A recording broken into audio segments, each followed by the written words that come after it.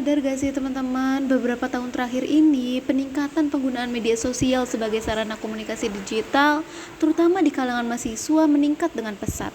Di balik kemudahan dan kecepatan informasi yang ada, media sosial juga membuka ruang yang luas loh untuk terjadinya ujaran kebencian.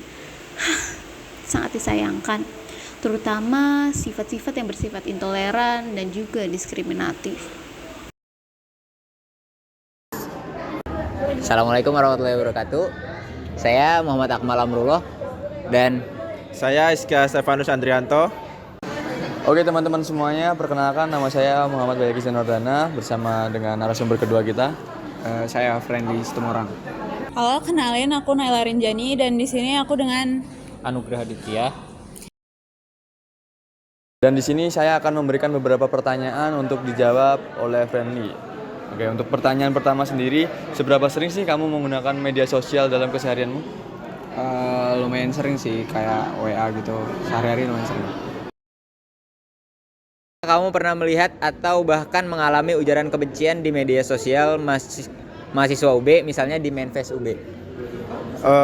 Untuk dalam hal ujaran kebencian, tentunya saya pernah melihat di sebuah post, Iya udah.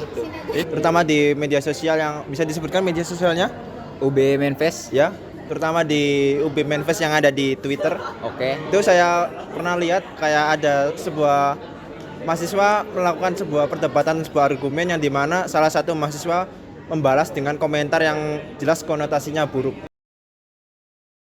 Menurutmu, kenapa ujaran kebencian bisa terjadi di kalangan mahasiswa? Kalau menurut saya sih bisa saja itu nggak didasari akan hal apapun. Jadi memang bisa saja cuman orang itu mau mengutarakan kebenciannya aja tanpa hal-hal yang mendasar sih. Gitu. Menurutmu sendiri, kenapa ujaran kebencian itu dapat terjadi di kalangan mahasiswa? Kalau menurutku emang dari pribadinya ya, yang nge-head itu kayak emang ya mungkin dari iri dengkinya atau sifatnya gitu. Apalagi di media sosial kan bisa nggak pakai akun asli kita, data kita jadi nggak ketahuan gitu. Apa yang bisa dilakukan mahasiswa agar media sosial jadi tempat yang lebih aman dan positif nih menurut kamu? Mungkin gunakan media sosial itu seakan-akan kamu hidup di dalamnya. Jadi jangan hanya karena itu di dunia maya kamu bisa seenaknya. Jadi gunakan pikiranmu juga, gunakan hatimu juga, itu sih. Oke, makasih Adit. Oke, sama-sama. Berdasar dari wawancara ini, didapat kesimpulan bahwa hampir seluruh mahasiswa saat ini menggunakan media sosial sebagai sarana komunikasi dan sarana berinteraksi dengan orang lain.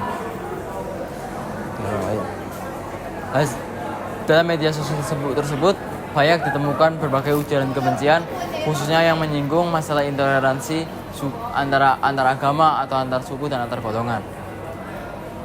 Ujaran kebencian tersebut timbul dikarenakan berbagai alasan, seperti perbedaan pendapat atau bahkan hanya ingin saja membalas suatu pendapat orang lain dengan kata-kata yang buruk. Hal tersebut diperkuat juga dengan banyaknya akun-akun anonim atau akun yang tidak diketahui pemiliknya dalam media sosial saat ini.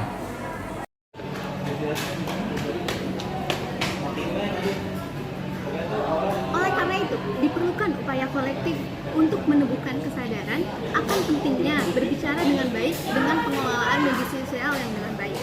Hal ini bisa dilaksanakan dengan kampanye positif menaikkan tagar bicara baik di media sosial agar mahasiswa lebih sadar mengenai pentingnya untuk berbicara, berkomunikasi dengan etika yang baik.